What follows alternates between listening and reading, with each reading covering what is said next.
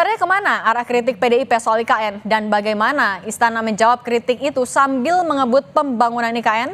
Kita berbincang dengan staf khusus Presiden RI, Grace Natali, dan politisi PDI Perjuangan Masinton Pasaribu, Mbak Grace dan Bang Masinton. Apa kabar?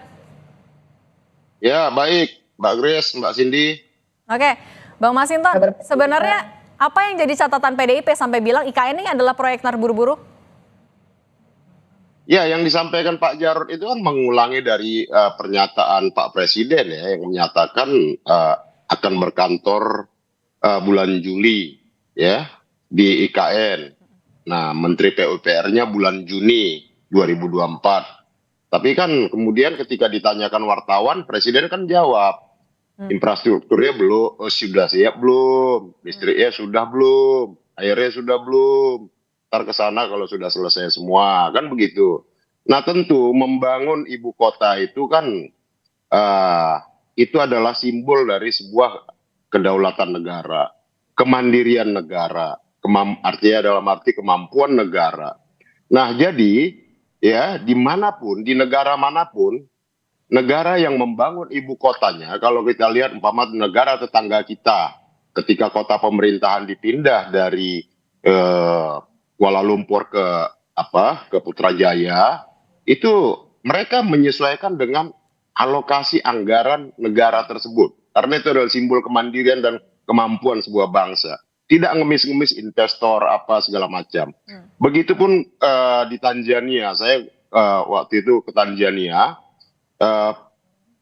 pembangunan ibu kotanya itu berlangsung hingga 40 tahun. Sejak zaman Julius Nyerere sampai kemudian sekarang. Itu pun pemindahannya bertahap-tahap tuh.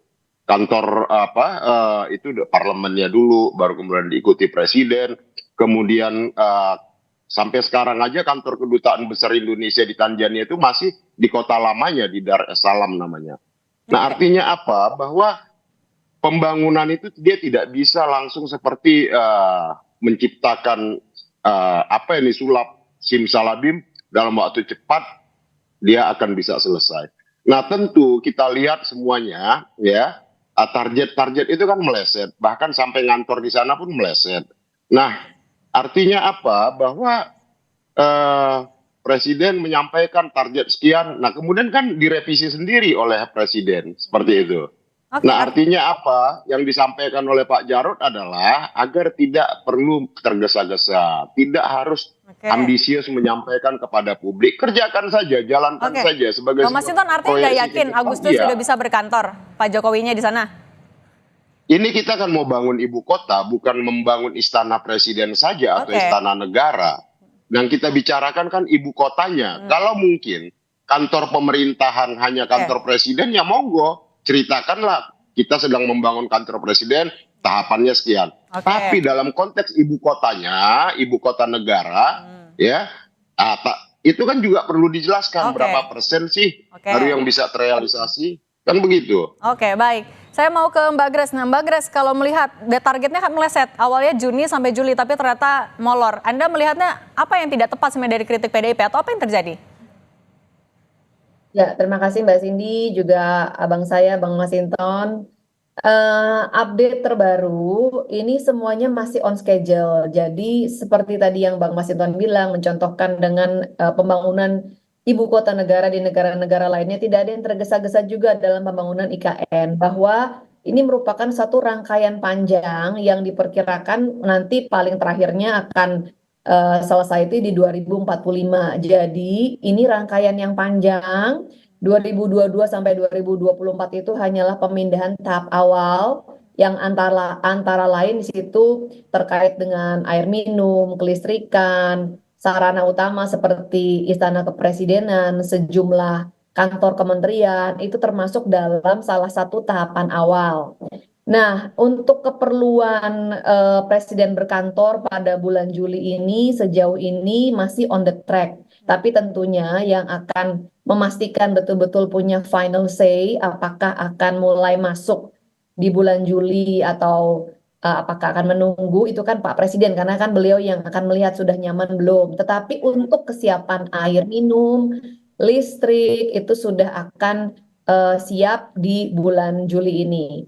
Untuk keperluan 17 Agustus juga sudah aman, Mbak Cindy dan juga Mas Masinton. Dipastikan yang namanya listrik aman, air termasuk juga komunikasi sudah aman. Jadi pembangunan dari IKN semuanya masih on the track, tidak tergesa-gesa. Seperti yang tadi dikatakan bahwa pembangunan ibu kota negara itu ya harus semuanya yang terbaik dan bersifat jangka panjang, dan itu yang memang sedang dikerjakan oleh Oke. tim OIKN begitu. Jadi jangan khawatir, malah kalau nanti udah sampai ke IKN mungkin bisa melihat bahwa semuanya sudah tetap on the track sesuai dengan target-target yang ditetapkan. Oke, Bang Masinton, tadi kalau Mbak Grace bilang masih on the track, kok semuanya masih on schedule. Kalau Anda melihatnya, apa yang masih bisa dilakukan atau dievaluasi agar ini kan proyeknya sudah berjalan, anggaran sudah keluar, apa yang harus dilakukan oleh pemerintah? Ya kalau yang disampaikan itu nyatanya seperti itu, ya alhamdulillah begitu loh. Tapi kan publik, yang ditanyakan publik itu kan, Pama progres yang disampaikan pemerintah sudah sekian, ternyata realisasinya tidak seperti itu. Kemudian banyak ya yang capaian-capaian yang disampaikan pemerintah kemudian diralat sendiri oleh pemerintah. Nah itu yang menjadi pertanyaan publik gitu, ya kan? Nah kemudian kalau kita lihat mengejar target untuk perayaan 17 Agustus yang saya khawatir malah jadi perayaan kemerdekaan itu kehilangan makna kemeriahannya. Kita memaksakan sesuatu di tempat yang memang sama sekali tidak siap, maka maknanya itu yang diselenggarakan oleh negara ya, itu malah jadi lebih meriah acara 17-an yang diinisiasi oleh masyarakat di desa-desa, di gang-gang begitu ya.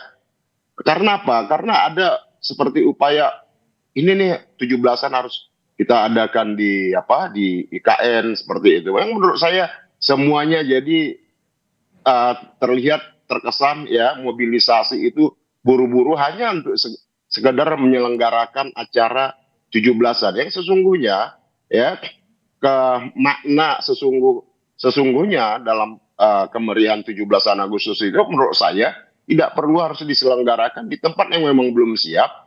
Kita adakan di Jakarta, makna kemeriahan, makna kemerdekaan itu bisa dirasakan. Oke, Mbak Grace, kalau Anda melihatnya 17 Agustus sebenarnya kan masih bisa juga dilakukan di Jakarta, tidak perlu di IKN. Anda melihatnya memang ada urgensikah harus dilakukan di IKN tahun ini? Nah, ini kan sebenarnya gagasan untuk memindahkan ibu kota sudah ada sejak lama ya. Bahkan kalau kita runut lagi ke belakang, yang pertama kali memiliki ide ini kan adalah Presiden Soekarno tahun 1957, karena melihat bahwa Jakarta dan Jawa itu sudah harus berbagi beban, apalagi Jawa atau Jakarta terus khususnya sekarang sudah overpopulation.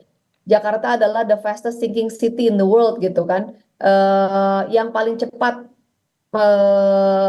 tenggelam begitu penurunan tanahnya. Jadi memang tidak ada jalan lain, tidak ada opsi lain. Ini harus dibagi bebannya. Oleh karenanya, saya harap ya termasuk teman-teman semuanya, yang termasuk juga Bang Masinton bisa sama-sama mendukung, memberikan energi yang positif ya, bahwa kita itu nanti bukan mengejar 17 Agustus oleh karenanya semuanya harus tergesa-gesa, tidak, tetapi ini justru menjadi momentum kita akan mewujudkan visi para founding fathers kita, bahwa pembangunan nanti harus semakin Indonesia sentris gitu kan, bahwa pembangunan harus semakin merata, dan ini memang harus ada langkah berani untuk mewujudkan gagasan besar ini, yang dimana sebelum-sebelumnya mungkin ada banyak pertimbangan sehingga tidak jadi. Nah, Pak Jokowi lah yang kemudian mengambil langkah berani untuk mewujudkan ini, oleh karena memang perlu kerjasama semua pihak ya.